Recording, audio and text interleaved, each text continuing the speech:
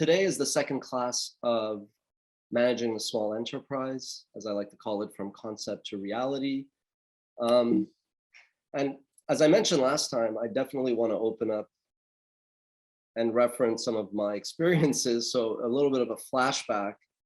In the first class, I quoted the great Michael Jordan, one of the greatest basketball players of all time, and his line about, I've missed more than 9,000 shots in my career and so on. I failed over and over and over in my life, and that is why I succeed. And then this is a quote from Queen, which basically from the song We Are the Champions, it goes, I've paid my dues time after time, I've done my sentence, but committed no crime, and bad mistakes, I've made a few. So there's this popular saying that a lot of entrepreneurs use, and it goes back to Saint Benedict. It goes, and I had to research where it came from, and it basically says it's easier to ask for forgiveness than to get permission. I don't like that statement. I feel it's very brash, it's very arrogant. It doesn't take, it's not empathetic if you think about it. It's actually very selfish, but it does represent, unfortunately, the ethos that you need in entrepreneurship.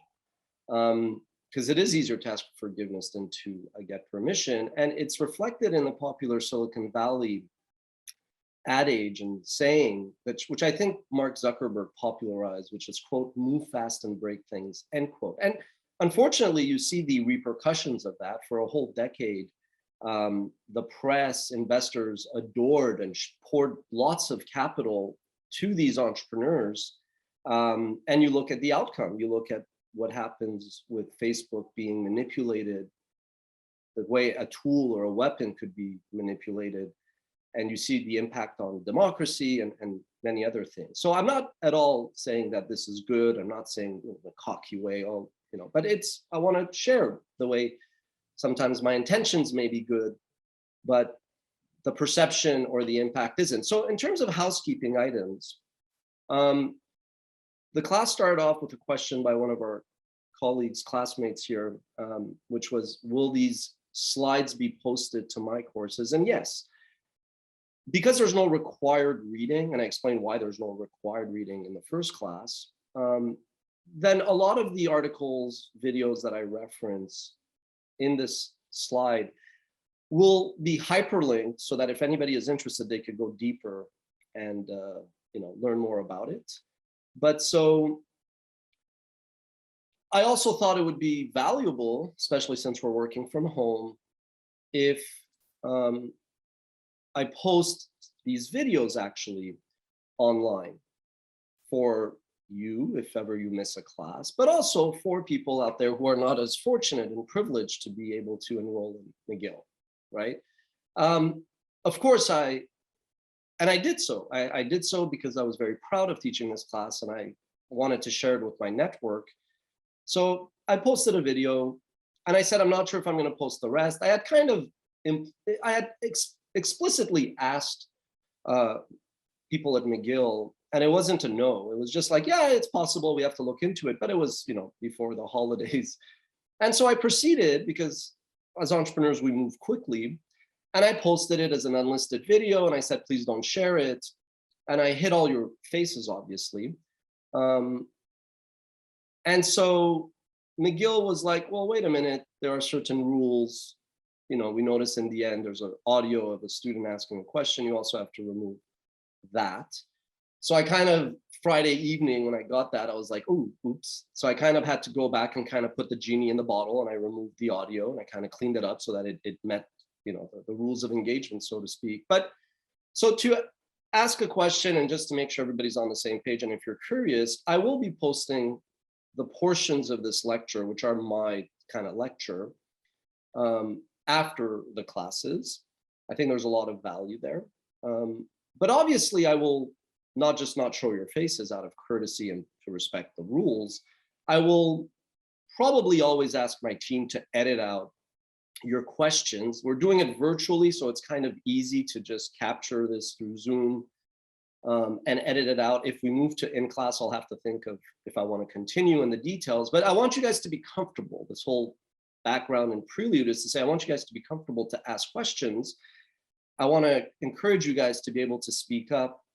And I see there are a few questions, which we'll get to in a second. But so the point is, though, that I will remove your questions, unless there really are like in the context of the class.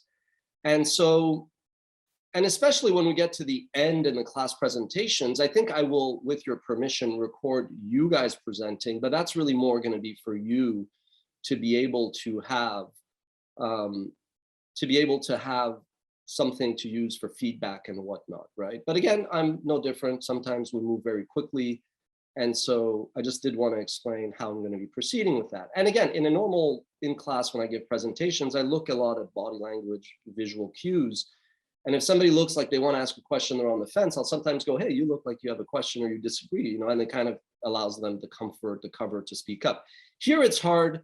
So what I recommend is if you have, there's going to be questions intermittently. Well, I'll say, hey, before we segue to another section of the presentation, does anybody have any questions? I think probably at the end, like we did last week, we'll just open it up because I tend to go pretty quickly once I hit my groove. But also if there's something that you really want, what I would recommend is maybe just ping Elias, my partner in crime here. And you know, that way he's going to be more focused on the chats, whereas I'm more focused on the slides. So until we kind of get into actual classroom, I think those are the rules of engagement. So speaking of that, that's a good segue. Today, we're going to talk a little bit about the history of the web. Not so much that I'm a fan of history, and I think it's fascinating, mainly because I wish I would have done that before I ventured into entrepreneurship. I knew vaguely a lot about certain companies, but you know, I was born in '78, so in 1994, I was pretty young. 2000, I was in college, finishing college. So I was so eager to go that I wish I would have taken a bit more time to go research who did what, why did it work, what was the backdrop, the macro conditions. And a lot of the mistakes I did, or a lot of the resources I wasted, was just because of a lack of knowledge of what worked and what didn't. So whereas last week, I really wanted to start off with like the fiber of entrepreneurship, what it is you need between the ears to succeed and to survive before you can even thrive. It was admittedly more like raw emotions and the kind of intangibles. Today, we're going to kind of switch gears, and you're going to see that a lot in this class. We're going to go from very like quantitative, mathematic, you know, analytical, to then very like emotional, intangible, you know, things that are more about just your psychology and your competitiveness and your drive. And I think you need that balance to do well. But so today we're going to start off looking at the history of, very rapidly, 94 to about now. And the reason is to say, well, where are we now in 2022? So that if you start to look for opportunities, whether for a fictional presentation and class project where you pick a product or service, as I mentioned last week, I think that would be a wasted opportunity. Well, not a wasted opportunity. I think it would be a missed opportunity. I think you should use this class if you have any aspirations to become an entrepreneur, to actually pick an actual product or service. So we're going to build that bridge from the past to the present and see what are some of the biggest trends and the biggest opportunities going forward, so that you could probably pick something that will allow you to have tremendous success. And in 3, 5, 10 years, you'll be sitting in this chair talking to the next generation of entrepreneurs. But so to start off, I think that was really the lure of the web. Today, the web is like technology. It's omnipresent. It's everywhere. But in 99, when I finished my degree at the John Molson School of Business, the web was where the crazy people would go. It was where the rejects and the misfits would go. If you weren't given an opportunity by traditional corporations, you looked at the internet. And I quote Steve Jobs quite a bit. This is a great one. Here's to the crazy ones, the misfits, the rebels, the troublemakers, the round pegs in the square holes, the ones who see things differently. They're not fond of rules. You can quote them, you can disagree with them, glorify them, or vilify them. But the only thing you can't do is ignore them, because they change things. They push the human race forward. And while some may see them as the crazy ones, we see genius, because the ones who are crazy enough to think that they can change the world are the ones who do, end quote. Great, great line. So I actually respect the rules. I think it's really, really important, and not just like the fine print of the law. This is the spirit of the law, the spirit of what the rules are. But what was interesting about the internet when it started is there was no playbook, and that attracted a lot of people. So we're going to switch gears and talk a little bit about the case study, the first real case study we're going to dive into. It's like the dot-com boom. And really, it's a story of how Google won Web 1.0. And again, many of the recent successes were actually originally launched back then as iterations during the dot-com era. So I'll dive into my journey a bit later when it makes a bit more sense, but I actually started my career very fortunate in the search engine market at Mama, a Montreal-based startup, which was one of the first meta search engines. And really, search is what paved the way of the comeback of the internet after the NASDAQ crash, the dot-com market melted away, and 9/11. And search really boils down to discovering content and recovering content. And it led the way to the best business model ever in media and advertising. And then I spent 5 years in online publishing, where the name of the game was to create content, make sure that content got indexed on search engines, and you then created ad inventory and you sold ads against it. And then I saw where the world was going, so I moved into digital video. Even though I'm not a videographer, I've never edited a single frame of video. I take great pride in that because I got a great team. And I was part of this kind of crazies who saw this future, who embraced YouTube when other people thought it was a joke, and played my small part in helping build that industry, which today is at the forefront of media, and we're going to get into that. So won't bore you with this, but since I will be sharing this deck, if you're interested, the Intranet really starts off as a defense military project, the Advanced Research Projects Agency, ARPANET. This was in the late 60s. I believe 69 is when it was actually live. It was a very limited network that basically connected a bunch of computers. Until then, that was theory. ARPANET, the precursor to the internet, and of course, eventually the World Wide Web, just was a simple way to connect some computers. And then eventually, last week I made a mistake. I said Switzerland's Tim Berners-Lee. That is not correct. Tim Berners-Lee is a British-born lad, but CERN was Switzerland-based, neutral. And so when he was studying or working at CERN, he basically ended up building the first web browser. He began coding it in 1990. He launched it on Christmas as a gift to the world, which is actually, it is a gift. He could have patented and kept it and enjoyed the spoils, unless somebody would have maybe come and done something competitive and whatever. But he basically gave it to the world, and it became public in August of 1991. And the first name of the browser was World Wide Web. That's basically how it stuck. He renamed it Nexus because he didn't want the confusion, we'll talk about trademarks later on, between the web in general and that first browser that he did.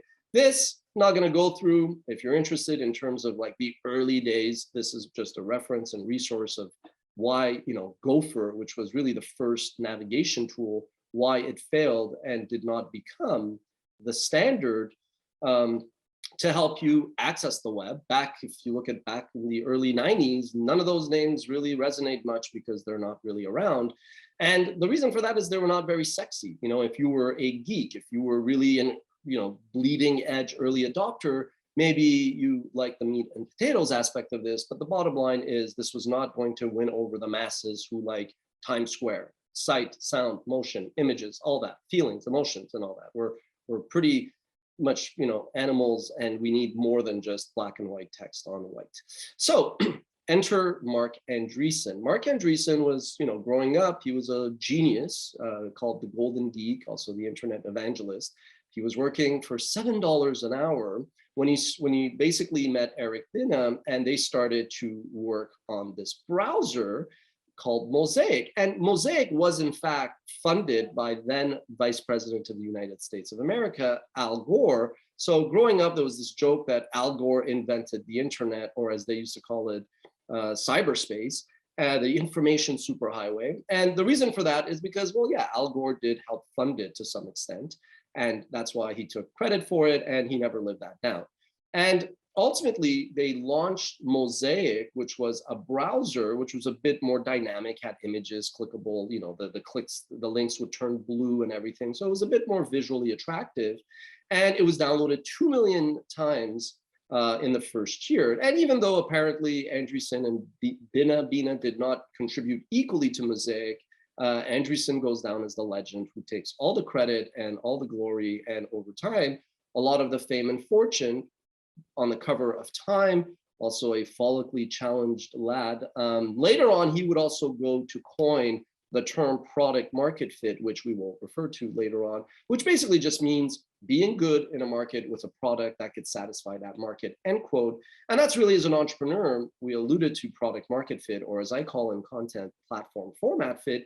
It's really you iterate and you test a bunch of ideas. And then once you find product market fit, that's when you really focus and go deeper and deeper. Mosaic basically paved the way to Netscape Navigator. Netscape Navigator started by Jim Clark and who brought on Mark Andreessen to make it more commercial. They recruited an executive named Jim Barksdale as CEO.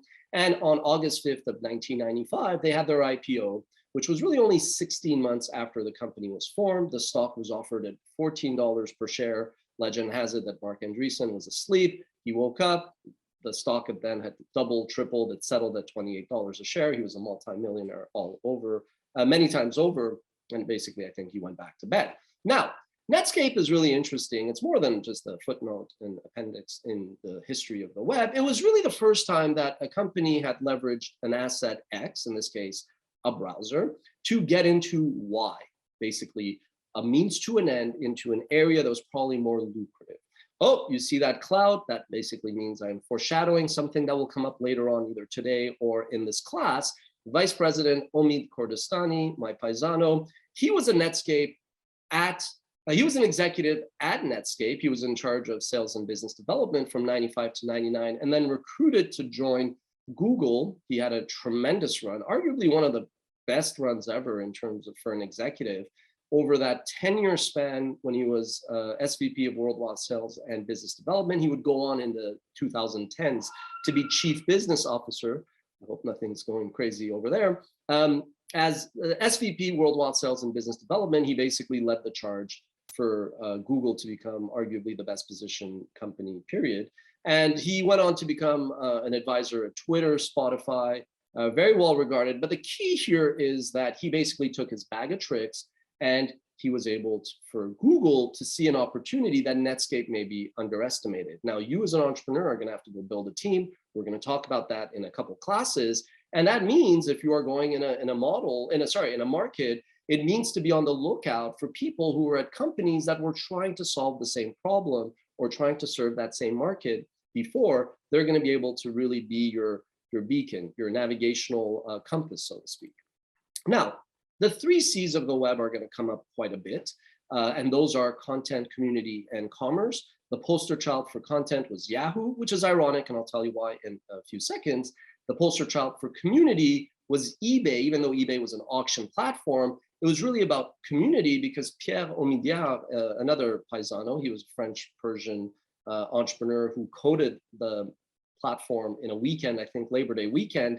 He basically, for his little brainchild, for his concept to go to reality, he needed to instill faith between buyers and sellers on the platform. We'll talk a little bit about eBay later on.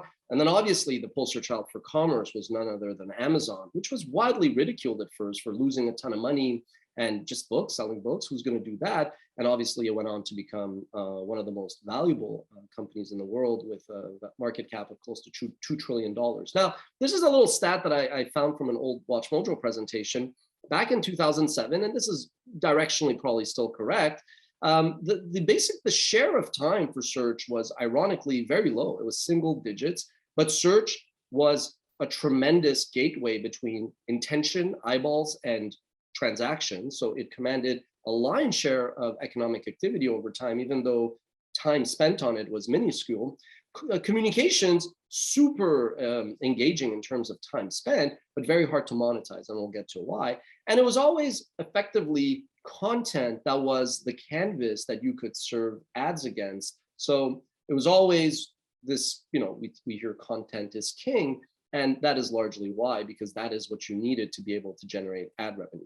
So we're going to talk a little bit about content as we go through the history of the web. So Yahoo started off ironically as a directory. It wasn't even a search engine. A directory, I'll discuss what that is. But the main point here is it was not like Yahoo was creating any content. Yahoo was effectively just listing content on topics for users to then click through and basically visit those underlying websites. And it was a very Spartan presentation. You could see over the years, not much graphics.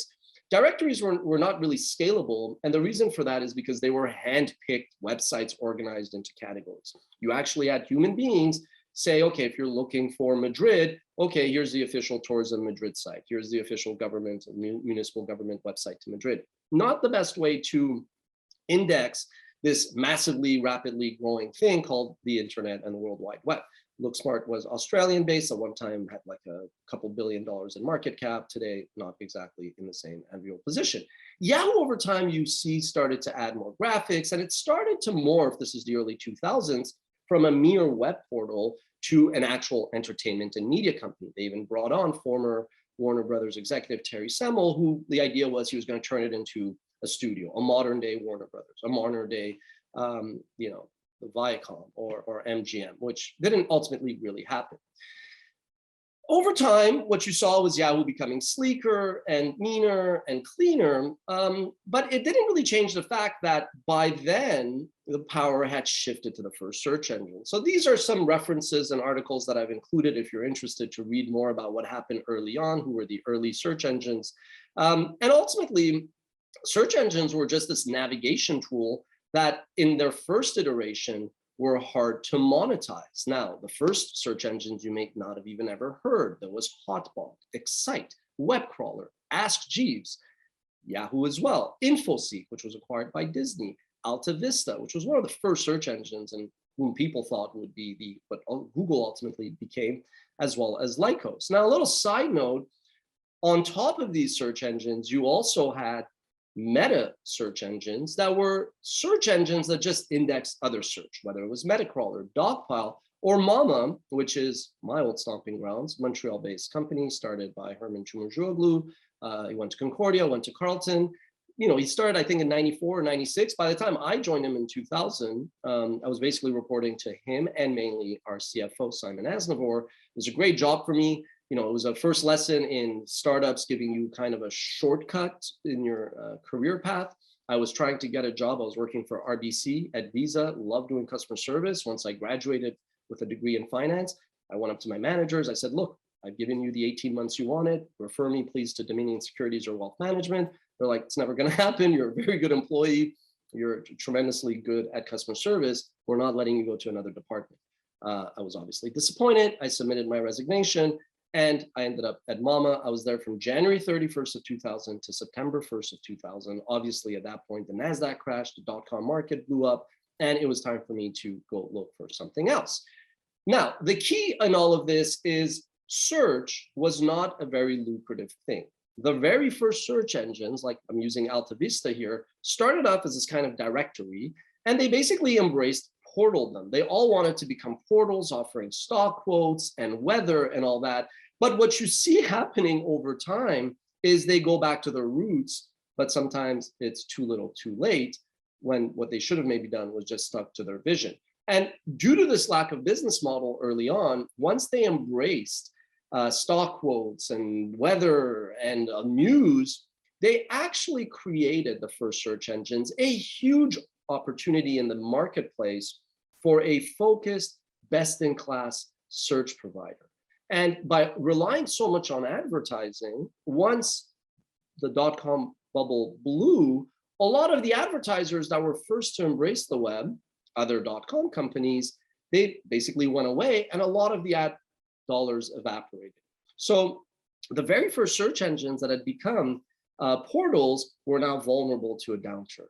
And so only the strong would survive, but also there might be an opportunity for an emerging search company, which we'll talk to in a second. But the strongest of those companies, which were the biggest portals, Yahoo, MSN, and AOL, they basically stuck around. And even though the NASDAQ blew up, they basically used that decade or the first half of the 2000s to bolster their position. And if you're wondering whatever happened to MSN Search, well, that's basically Bing. Now, when the NASDAQ crashed, and that graph, the red, is the first peak is 99. You see where the NASDAQ is at now, just a little bit of foreshadowing. But when the NASDAQ crashed, just a little footnote, 5 companies commanded the lion's share of the value: Microsoft, GE, Cisco, Intel, and Walmart. And you're seeing the same thing now in the S&P 500, which is not a good sign. And if you're interested in more about that dot-com bubble era, a book I recommend is Michael Wolff's Burn Rate. It's very interesting, captures everything, and you know, he really dives a lot deeper into that universe. But the point is, Google was not the first search engine. Google was, I think, I want to say the 13th or the 17th or the 11th search engine. And by the time it started, you had all these search companies come and go, pivot from search to portaldom. And Google is a prime example that you don't need to be the first to market. You, in fact, don't even need to be the first to scale, but you really, have to come at the right time and position yourself as a function of the backdrop. And we'll get to that a bit more. So Google, founded by Sergey Brin, Larry Page, it started off as Backrub. And the reason for that was, unlike other search engines that rank a page according to the number of times that the keyword was mentioned on the page, Google basically said, okay, if I'm looking for Barack Obama, what is the web page that has the most inbound links to it from other websites? So if CNN, Wall Street Journal, Wikipedia are all linking to the White House's page on Barack Obama, that means that all these other influential websites are voting for this website, web page that is getting all these inbound links. Today, it seems pretty obvious, but at the time it was groundbreaking. And unlike other search engines that were basically now showering banner ads and slowing down, Google was tremendously fast because it was a clean interface. And they basically borrowed this ad model that another company, Bill Gross's Idea Lab, had incubated called GoTo. And GoTo renamed itself as Overture, and then eventually Yahoo bought Overture.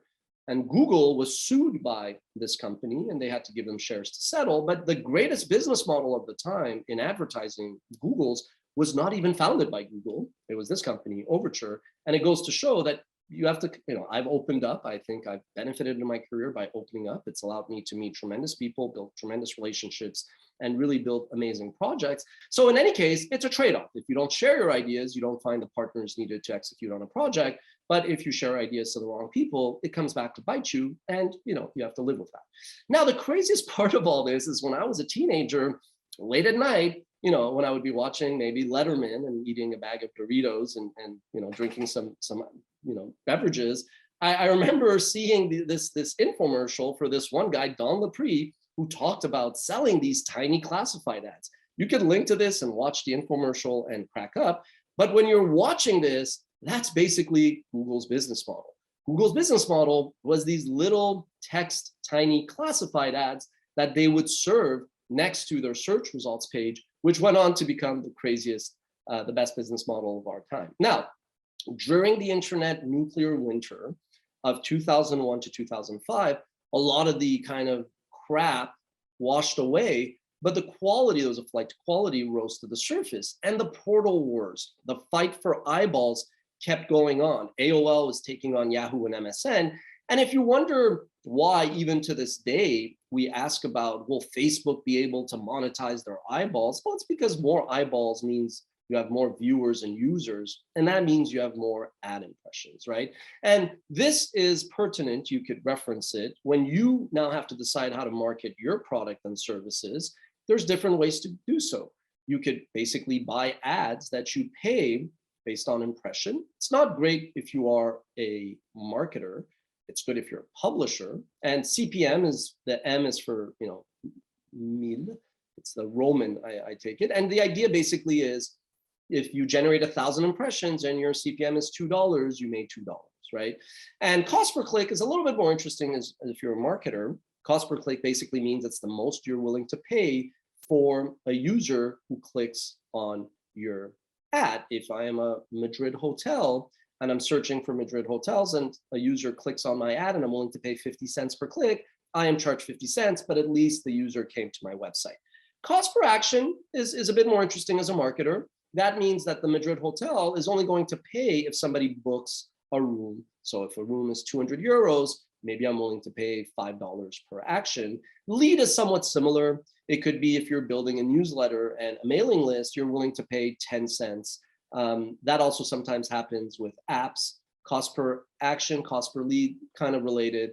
All to say, these are things that you're going to have to educate yourself or hire somebody who gets the racket of marketing online. But online marketing is a tremendously effective way to build your audience, your market share. Now, this is just a little lesson that value is fluid when you guys are launching your businesses. And today there's a lot of capital out there.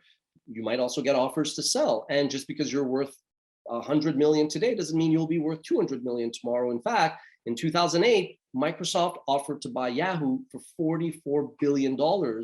A few years later, Verizon bought Yahoo for $4.48 billion, literally 10% of what it commanded a decade ago. That's mind-boggling.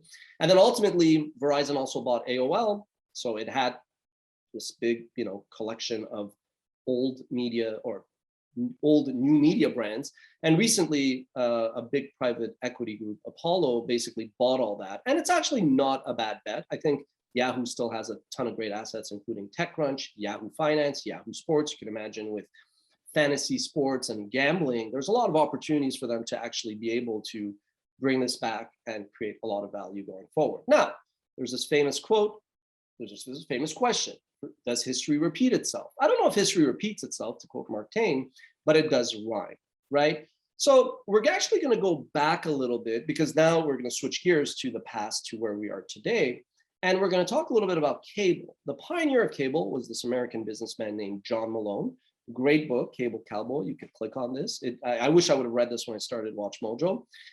John Malone basically founded TCI to lay down the cable needed to add programming, to go from 3 or 4 network stations like ABC, NBC, CBS, to the 500 possible channels of cable that you could get. Eventually, AT&T bought TCI, but the same way that distribution is like the first phase, and then you need content to fill those pipes, he realized that you needed content, so he launched Liberty Media to create, invest, and buy programming needed for those cable pipes. So today, Liberty Media is basically a holding company. It owns Formula One, the Formula One. It owns SiriusXM.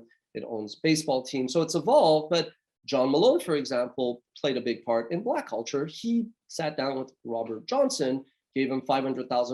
Mr. Johnson went on to found BET, Black Entertainment Television, which Viacom eventually bought. Right. So he understood that cable would be a lot more about niche verticals, go deeper.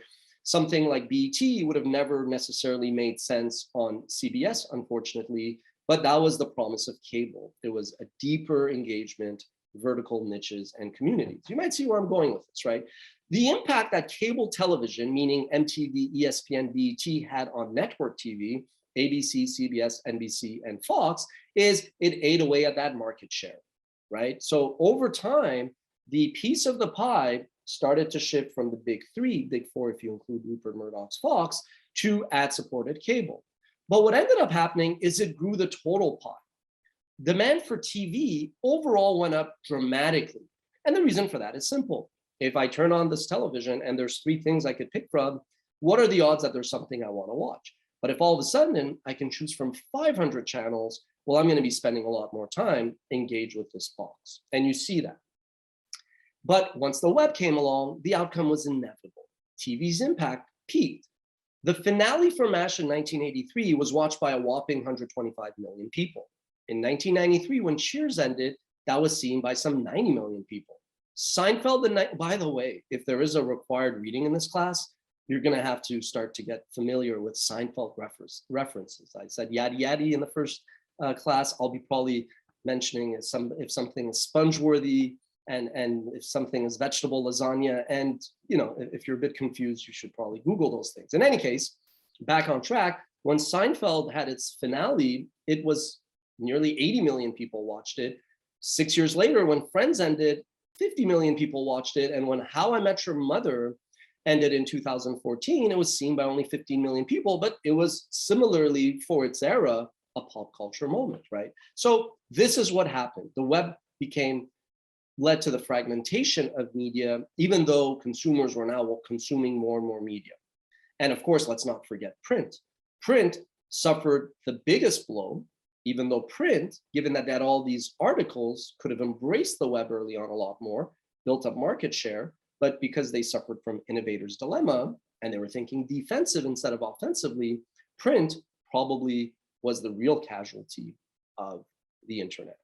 And so the same way now, getting back to the internet, once you had video enter, meaning broadband penetration was higher, consumer behavior changed, where people were like, oh, I'm going to watch video on my computer, You saw the rise of video companies like YouTube, and you saw social like Facebook, and the market share of the portals, Yahoo, MSN, and AOL started to go down, right? And you see what's interesting is Google as search was always very narrow, even though throughout this period, the market valuation and the revenues of Google were soaring, right? So today, you have all these social networks that serve different communities. And you as a marketer, you as an entrepreneur, you will have to identify the best places to focus your attention. Maybe it's Facebook for you, maybe it's Pinterest, depending on what you choose, which is, we're going to switch gears and talk a little bit about what the opportunities are, and based on your interests where you should focus. You have to have really open blinds, because this is the marketing channels that you have to determine where to allocate your dollars. Now, little footnote, was Yahoo's fatal mistake that it refused to buy Google? It's true. Sergey Brin and Larry Page, who were not necessarily like cutthroat business people when they started off, they were programmers, right? They were technologists. They were happy to code and solve, big computational problems. They offered to sell to Google for $1 million. Yahoo refused. But that's actually not their biggest mistake. Their biggest mistake, if you actually think about it, is Yahoo, by virtue of being a directory, chose Google as its default search engine. Forget Trojan horse. They opened the gates voluntarily. Yahoo had distribution. Google, as the software technology, had the content, so to speak. Yahoo helped build Google into the machine that it is today. So a good lesson when you have leverage, to be careful not to give that away. I produced a video a few years ago, The Perfect Storm That Led to Google's Dominance. There's really a dozen steps. One, Stanford Project Backrub really was next generation. It was a better search engine than its peers. It got funded by two of the most badass firms, Sequoia and Kleiner Perkins, who were very competitive, but they got really smart money involved. Others got excited by Portaldom. They turned down, first, Yahoo turned them down, but over time they kept turning down the Microsoft and Yahoo kind of alliances and opportunities so that they could stay independent. They inspired themselves by GoTo's pay-per-click business model. The dot-com bubble burst, which you would think would be a negative, but it helped them because all their competition got decimated. The Yahoo gift partnership was just a gift from the skies. Microsoft was in defensive mode because it was being probed by the Department of Justice. It made some really smart acquisitions. It applied semantics for technology, and it bought Springs for inventory where it could further build market share. By not disclosing their financials because they were privately held, the competition did not know how good they were. Search advertising became the best business model in all of media. And then later on, when the government was not even aware what was going on, they went out on a second wave of acquisitions, buying YouTube, DoubleClick, and Android, which gave them tremendous strength. And that was really the perfect storm that explains why Alphabet today is as strong as it is. So recall we talked about the 3 C's of the web: content, community, and commerce. Now, when it comes to content, there's creation. You can create content, which takes a lot of time and is expensive. You can curate it the way a directory does. You can also aggregate it the way a search engine does. Content is half the battle. You're going to need distribution. And when I say content, I just want to be very clear in this class, it doesn't necessarily mean that you have to go out there and become a content entrepreneur the way I did. Content is, in this case, the widget that you are selling. We're going to talk about that soon. And there's certainly some parallels between technology and software and media and content. But content, product, is half the battle. You need distribution. If you can't figure out distribution, you're kind of screwed. A few years ago, I did an interview with Bloomberg where I discussed that. If you're interested, you could link to it. This was at a time that we had hired CIBC as we were discussing different strategic options. So it's linked. I won't bore you with it now. You hear me enough as it is in the class, but it's a pretty good interview. People seem to like it, and like it was interesting about kind of this whole universe. No, you often hear about. Sorry, we'll watch that later. Okay. I mean, I could play it, but I think it's better to, if you guys want to watch it, you can watch it later. So Sumner Redstone, I alluded to it, coined the term content is king. And what he meant by it was, as new distribution models emerge, you have the opportunity to put your content on these new shelves that will lead to new ways of monetizing. Later on in the mid 90s, Bill Gates wrote an article about it. So sometimes Bill Gates is credited for that saying, but it's not rocket science. And distribution changed. In 2000 to 2005, distribution was the portals, AOL, MSN, Yahoo. When I started my career, when I started WatchMojo, it shifted to Google and Facebook and eventually YouTube and now Netflix. But it's going to be very different for you. The way you look at distribution should not be the way previous entrepreneurs saw it. That's the main point I want to make here. Now, what's interesting about this community is the different constituents, viewers, distributors, and advertisers want very different things. Frankly, viewers, there's a need for information. It's very utilitarian. Yesterday, I was making beef stroganoff. I needed to make sure I got the sequencing right. So I searched, went on a couple sites, in and out. I don't even know what those sites were. I spent a whopping 32 seconds on those websites. But when it comes to entertainment, we like sports, we like sex, we're drawn to violence. That has deeper engagement. But notice most of those things are not actually brand safe. HBO, one of the most tremendously successful storytelling companies, no advertising. Why? Because I assure you The Sopranos and most of their shows are not going to be very friendly for brands to embrace. Then advertisers are almost hypocritical. They want the reach that comes with popular things, but most of the time popular things are not necessarily going to be brand safe. So they kind of embrace quality, strong, safe, squeaky clean things at the forefront, even though behind the scenes, they may very well embrace those things that are a bit more taboo. And then distributors, the platforms, they kind of want the brand halo of saying, look, we are identifying ourselves with marquee bespoke brands, but at the same time, for them, they need things that consumers will watch. Game of Thrones is what I was trying to mention. Not a very brand safe show, if you think about it. Incest and red weddings and all that, not exactly what a marketer is going to be comfortable around, even though a marketer will love to be associated with HBO. And so that creates a big opportunity. And this is an opportunity I saw with WatchMojo, where I could see what audiences wanted, but I understood what paid the bills. And I managed to serve those three different stakeholders while being true to our team and our viewers. Monetization largely on the internet has come through advertising. Recently, I wrote an article, The Closer. You should read it. It actually summarizes all of this. And basically the takeaway is the CRO is dead, but long live the CRO. The first CRO I'm alluding to is the Chief Revenue Officer. The second, long live the CRO, is more Chief Relationship Officer, because that's really where the world is going. Now, the old way of making money on the internet was you research and produce articles, you publish them on your website, and you build your audience through one, search engine optimization, which is having the right metadata, the right keywords, and then two, search engine marketing.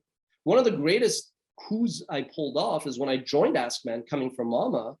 I said, let's go buy keywords at the time on Overture, which were at a penny per click, which is unheard of. And so every time a viewer would click, come to our site and read an article, we would just pay a penny. It doubled, tripled our readership because nobody else was really buying keywords. By the time I left AskMen, it would have been impossible because the same keywords that cost us a penny when I joined had inflated to $1 or $2 over time. And then once you build your audience, you sell ads against it. So the role of the CRO has changed dramatically. You need to understand analytics. You need to get data science. You need to produce maybe content. You need to embrace images and slideshows. Articles play a role, but it's all about video now. And then as you have new programming that is becoming longer and longer, you go from just putting your content on mobile and desktop, but you start embracing smart TVs. And all of a sudden now, just as you figure out YouTube, you got these new players like TikTok emerging on the scene, which throws your entire playbook out. And ultimately, the relationships that you thought you needed with marketers change, and you almost become more of like a service person that needs to manage relationships with both the Snapchats and the YouTubes of the world. So the CRO role, eventually, that you will need to have for your organization, who is responsible for revenue generation, is not the CRO that maybe I was looking for and previous entrepreneurs were looking for. And really, as we move from Web 1.0, which was that first era, pre-dot-com crashing, to the second kind of Web 2.0, there were really 5 tidal waves that revolutionized the game. One, search came along. So discovery and recovery of content changed. And then eventually social, Facebook changed the rules of the game where it wasn't anymore about, oh, I'm going to search for something and find content, but it would be something that would appear on my feed that my network had shared. And Facebook assumed I may like it because of my historical tendencies or my connections. And then real simple syndication made content explode, meaning you could now distribute your content so much faster and more seamlessly, which created opportunities and brought on some threats. And then ultimately, these video platforms changed the name of the game. When I was at Ask Men, we'd write a 1,000-word article. AOL would license that from us. They would take 500 words, put it on their portal. If people wanted to read more, you had to click for the second half. Tremendous traffic we got from that. But with videos, well, YouTube was not going to edit half of our video. They were like, we're going to take your video, put it on our platform. You figure out what that means for you. Game changer. And then obviously, mobile overtook desktop as a leading consumption platform. So the 3 punches of distributed traffic, video platforms, and social, which then combined with the shift of programmatic, which I'll explain what it is, basically meant that the way to make money had dramatically changed. And advertising changed. A publisher's relationship with marketers came under pressure because of ad networks, ad exchanges, behavioral targeting, which led to programmatic. Programmatic is basically just using technology to reach audiences to serve them an ad at that moment, given what they're thinking, supposedly. And one reason why I'm going to share the slides after is because I'm going to hyperlink to ad networks, ad exchanges, behavioral targeting, not rocket science, but for those who are interested, you'll be able to read some more. So programmatic took over. Basically, instead of me going out with the marketing manager at Coca-Cola, taking them out to a nice dinner, bribing them with Super Bowl, tickets, finding incriminating evidence against them to get them to spend money with me, I now had to rely on the technology gods to serve an ad to a user on our website or on YouTube based on a combination, a cocktail that Lord knows what would yield more revenue. This is basically what shifted the way ads were bought and sold and totally disrupted publishers. So we're going to shift gears and talk a little bit about community, because what's old is new again. GeoCities in many ways was a precursor to Facebook. Classmates.com was a precursor to Facebook. And before Facebook, there was Friendster. Well, actually before Facebook, there was MySpace. So what was the game changer? Data. The rise of data changed everything. Community, if you go back to that first slide where there was a market share breakdown, you saw that it was all about content and communications, more so than search. But communication was hard to monetize. At the risk of sounding crude, ad inventory on a community website was as valuable as a warm bucket of spit. But with data, it became super valuable because you knew what the user was going to do before they even thought of doing it. There's a ton of articles. This one you could click on.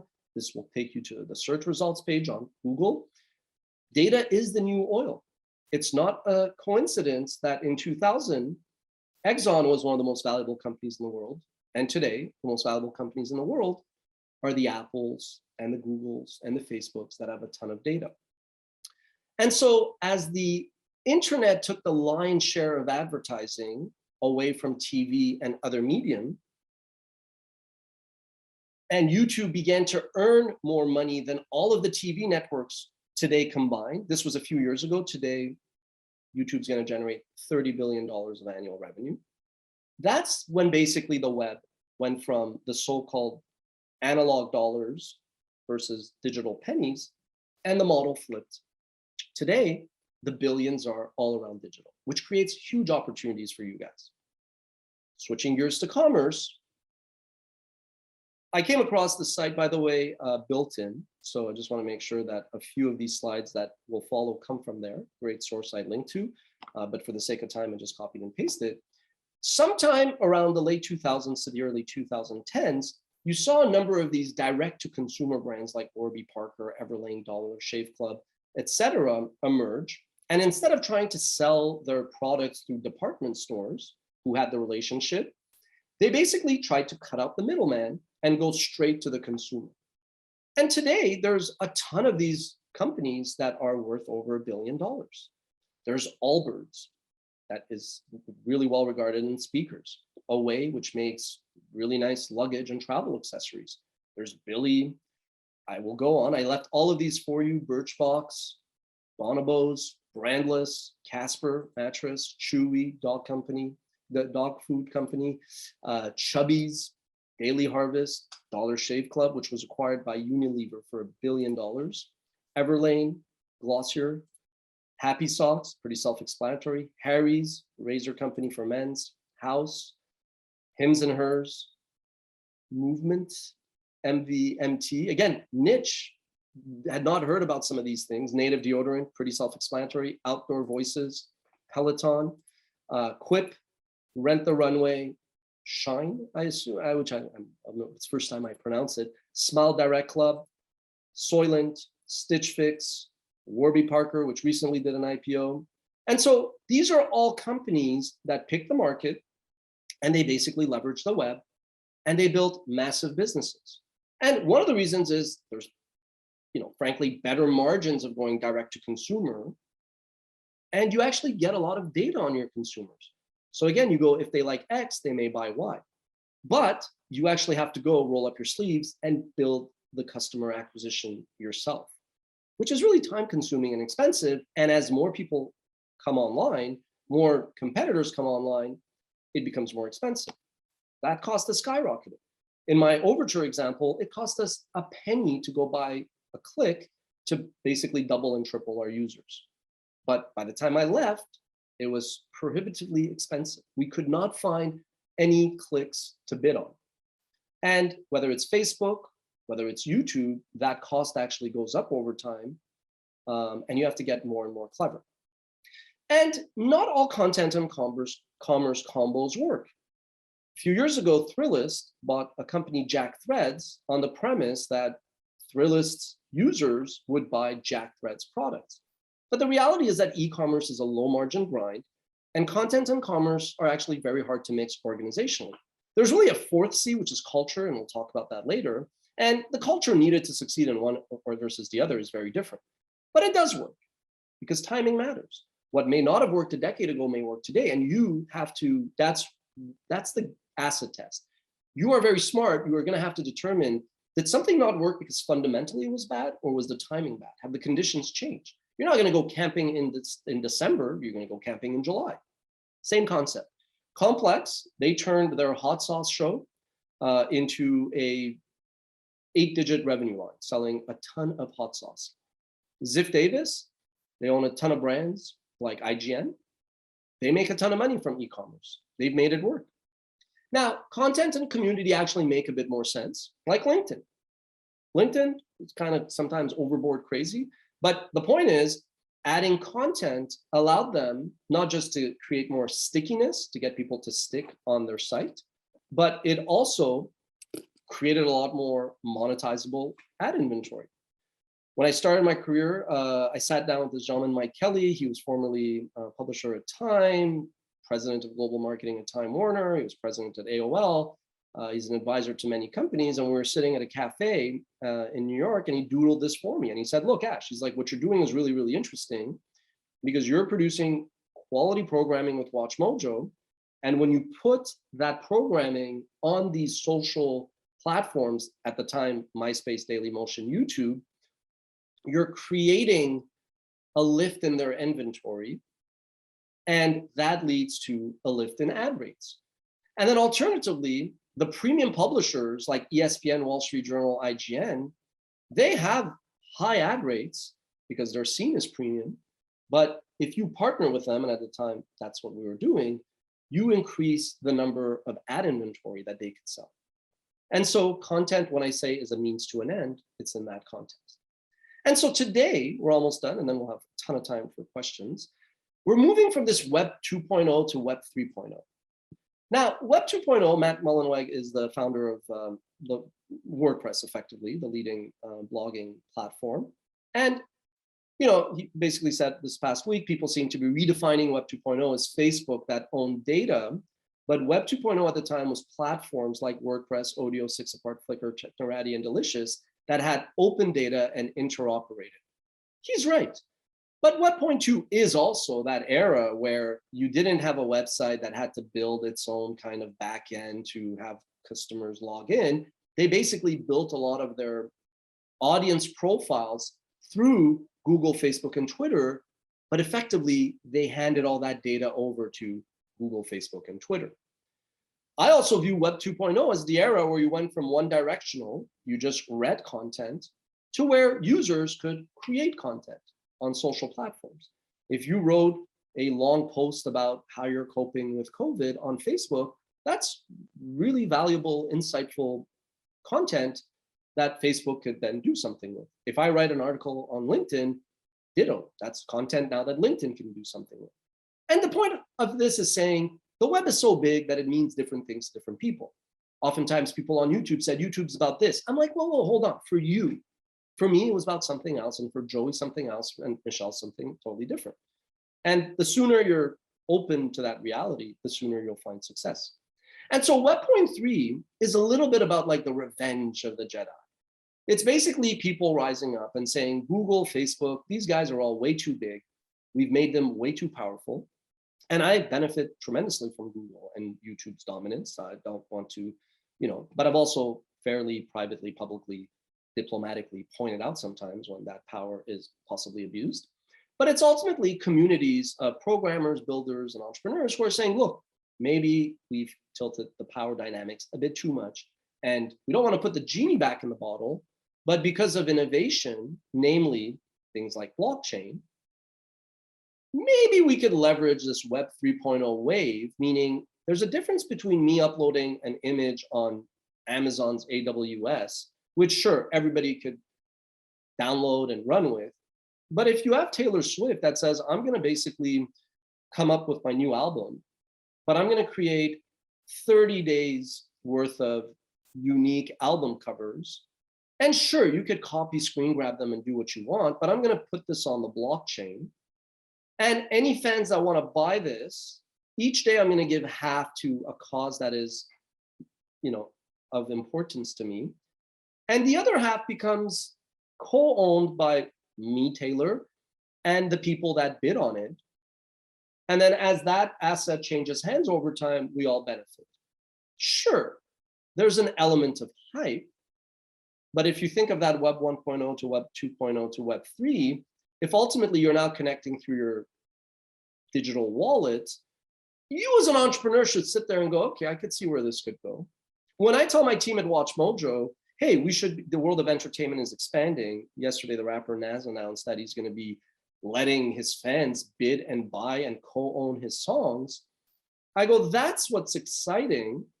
Not necessarily if you think that the Bored Apes are a fad. Maybe they are, maybe they're not. And even that, you could argue, well, what if you create the next Disney Mickey Mouse stories with the Bored Apes? There's always fad, is what I'm saying. There's always an element of hype. Amazon was seen as a fad. But once the hype bursts over time, these trends, you can't fight technology.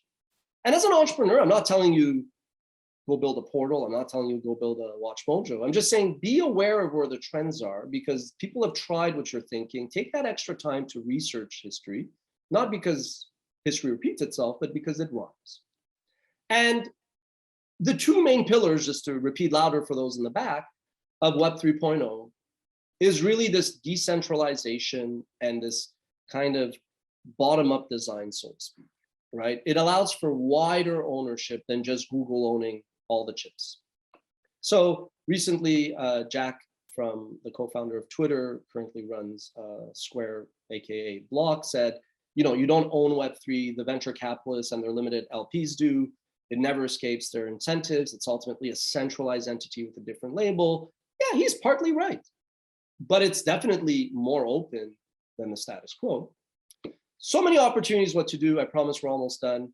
People oftentimes ask me, what inning are we in? And I love sports analogies. I'm like, yo. It's not a question of what inning are we in. If anything, it's like a best of 7 series. You might be in game 2, game 3. The YouTube racket, forget innings. YouTube is game 4, game 5. Because it's already generating $30 billion. It's clutter. If you as a storyteller want to go build market share on YouTube, man, more power to you. I'll tell you everything I know, but I'm going to tap you on the shoulder and say, I might want to look into TikTok. It's more nascent. And it's the same thing. So there's always this repetition of everything, meaning within a match, the innings, but you have to ask yourself, where are you in this best of 7 series? So some trends to consider: e-commerce growing like crazy. Amazon, in fact, is a whole ecosystem. There are behemoths who have built huge operations on Amazon's, basically just servicing users who go to Amazon to buy. There's even holding companies that are buying up, doing roll-ups within Amazon. Tremendous opportunity. Social media, still growing, it just changes. Social media is less about Facebook, but it's about TikTok and Crapster, the next, I'm kidding about Crapster, but you get the idea. There's always going to be a shiny new toy. OTT, meaning over-the-top connected devices. I'm going to get into that quite a bit in this class. Huge opportunity.